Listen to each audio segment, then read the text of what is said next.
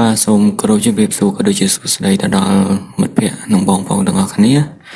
ថ្ងៃនេះយើងមកធ្វើការ install Windows 11នៅលើ VMware Workstation 7អូខេជាដំបូងយើងទៅ download ISO file ពី Microsoft website មកចំពោះ Windows 11យើងអត់ត្រូវការ download installation media ទេ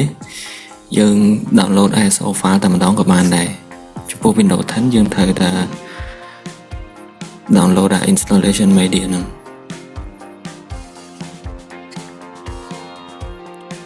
ហើយយើងចុចអូខេហើយយើងជ្រើសបដា language មកយើងយកភាសាអង់គ្លេសមកចុច confirm ហើយអាហ្នឹង link ហ្នឹងមានប្រសិទ្ធភាពថា24ម៉ោងទេជាងចុច64 bit download ហ្នឹងមកវានឹងចាប់ផ្ដើម download ហើយយើងចាំវាពេញទៅយើងនឹងអាច install វានៅលើ VMware តែដោយសារតែខ្ញុំ download ហើយអញ្ចឹងខ្ញុំមិនត្រូវការ download វាទៀតទេហើយអានេះខ្ញុំចូលមើលខ្ញុំសាកមើលថាវាដូច Windows 10 អត់គឺវាដូចគ្នាទេអត់មានអីខុសគ្នាទេនេះ license ជារួមដូចតា Windows 10 អញ្ចឹងតែទាំងអស់គ្នាតាមយក ISO file តាម installation tool នេះក៏បានដែរហើយភាសាចំពោះ Windows 11គឺវាអត់ប្រតិបត្តិការនៅលើ Windows 32 bit ទេតែ64 bit ទេតែនេះដោយសារ memory ខ្ញុំពេញហើយចឹង download សារឲ្យអ្នកទាំងអស់គ្នាមើលអត់កើតទេចឹងខ្ញុំចូលបើក VMware វិញអូខេយើងបង្កើត machine ថ្មីមួយមក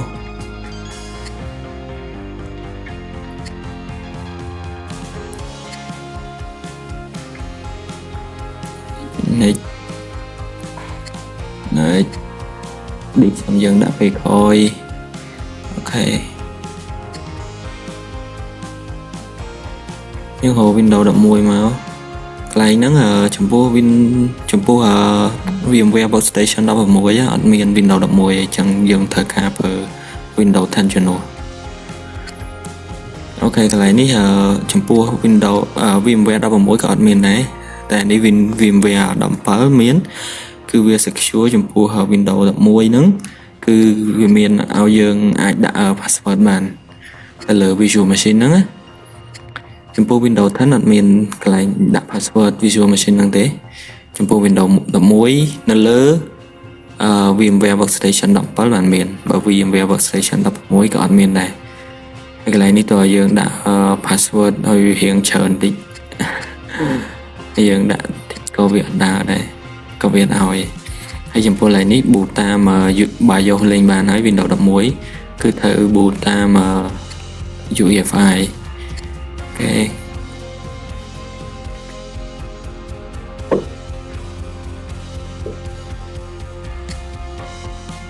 RAM នេះកន្លែងយក RAM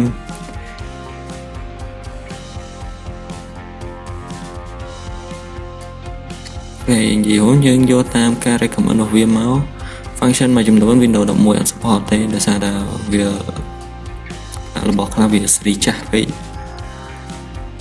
អូខេ create new visual disk មកចំណេញមកអូខេដាក់មក G ដាក់ទៅកន្លែងនេះ disk នេះ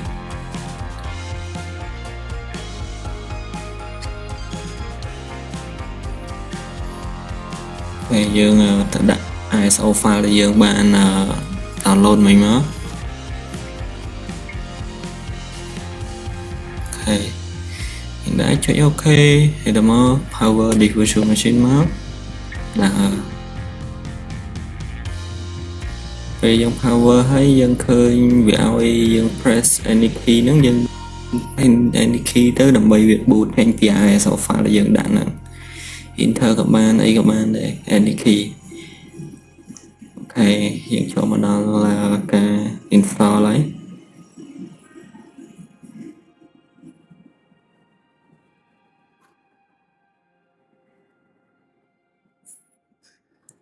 ពេលលេងភាសាដោយតែ Windows 10 ទេនិយាយទៅ ដំបូងហ្នឹងគឺដូច Windows 10 បែបបិទទាំង Windows 10 Windows 11 Windows Server វាកន្លែងហ្នឹងគឺស្តៀងគ្នានេះយើងយក Windows 11 Pro មកកន្លែង license ចុច OK ចុច custom មកអានេះអត់ត្រូវការ split ទេចុច OK មកអូខេ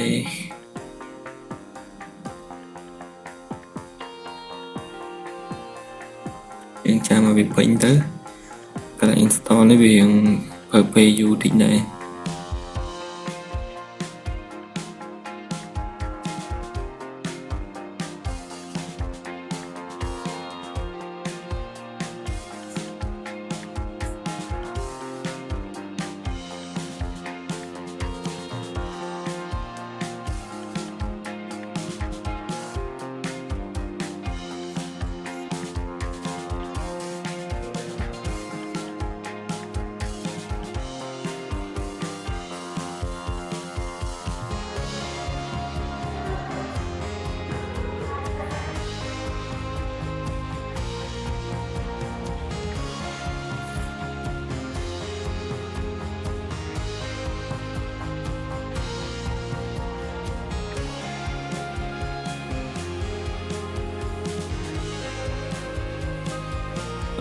កន្លែងនេះខ្ញុំចង់បញ្ជាក់អ្នកទាំងអស់គ្នាបន្តិចថាបើសិនបើយើង install Windows 11 នៅលើ VMware Workstation 16គឺយើងនឹងមានជួបបញ្ហាមួយគឺ system requirement គឺ Windows 11ហ្នឹងវា requirement ថា hardware របស់យើងអត់គ្រប់ចឹងណាអត់គ្រប់ requirement គឺយើងត្រូវមានវិធីដោះស្រាយមួយទៀតហ្នឹងខ្ញុំនឹងធ្វើវានៅវីដេអូក្រោយ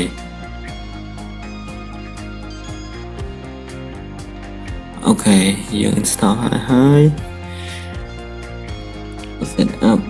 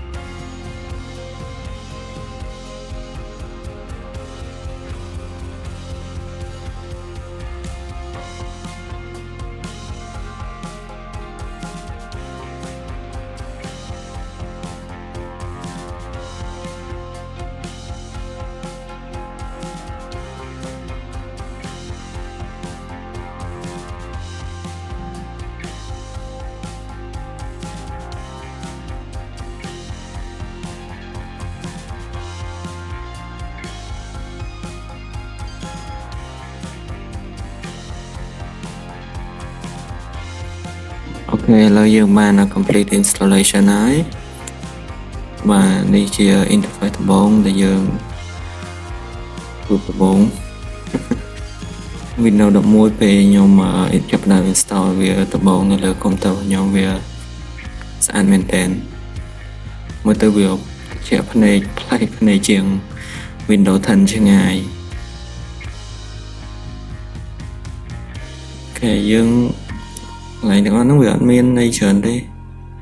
វាដែរគ្រាន់តែនេះវា check for update មុននឹងវា install វារៀបចំ Windows ឲ្យយើងអញ្ចឹងណា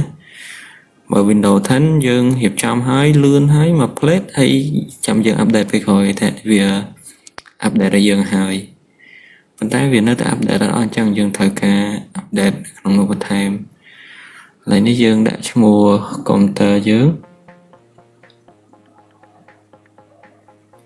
អូខេ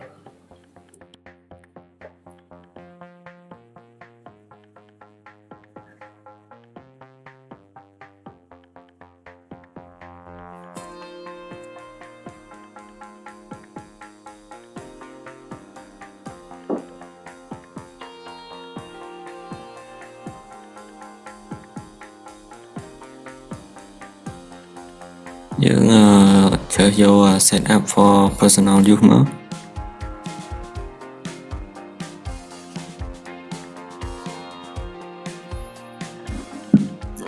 អូខេ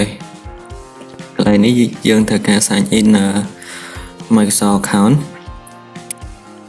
ហ្នឹងដូចជា email អីបាទហ្នឹងដែលអ្នកទាំងអស់គ្នាធ្លាប់ដាក់នៅក្នុង sign in ក្នុង Word ក្នុងPhotoshop អីឡើយហ្នឹងអាហ្នឹងឯងសិតតែជានេះជា Microsoft account អូខេចុច next ហើយបន្ទាប់ពីយើង sign in ហើយវានឹង load ចេញមកបែបនេះវាអានេះកន្លែងឲ្យយើងដាក់ pin ហ្នឹងWindows 10ដាក់1 2 3 4ក៏បានតែនេះដាក់1 2 3 4អត់ឲ្យទេតើយើងដាក់លេខរៀងខុសគ្នាអញ្ចឹងណា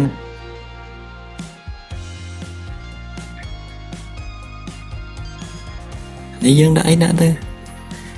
លេខមិនលេខទៅកុំឲ្យលេខ1 2 3 4វាអត់ឲ្យទេ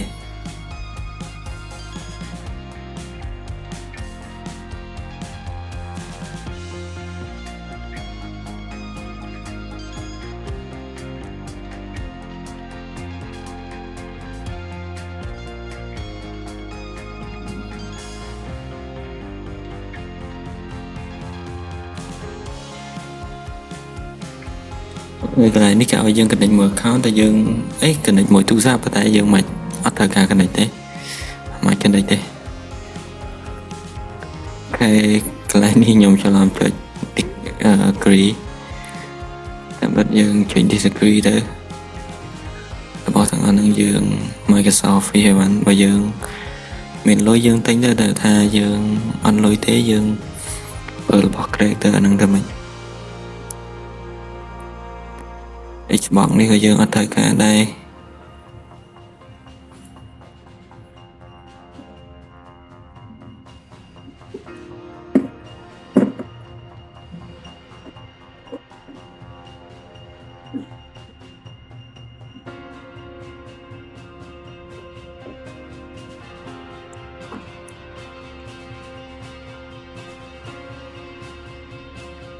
អូខេពេលយើង set up ហើយវានឹងចាប់ផ្ដើមធ្វើការរៀបចំ Windows យើងហើយយើងទុកវាចោលមកស្ទុះទៅចំពោះវគ្គនេះវាត្រូវការពេលរៀងយូរដែរដូចជាក្នុង 5-6 នាទីឯង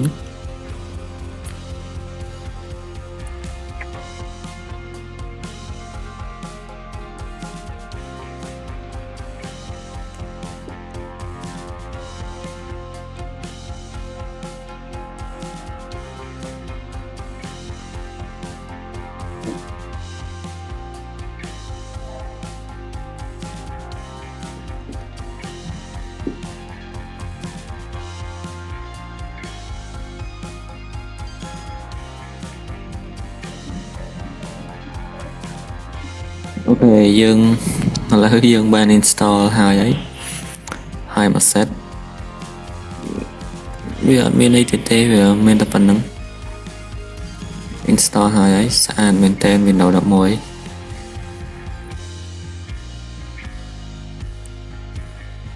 អ្នកទាំងអស់គ្នាចង់បាន full screen បើវាមកស្ទុះទៅវានឹង load ឲ្យ install tool ហើយ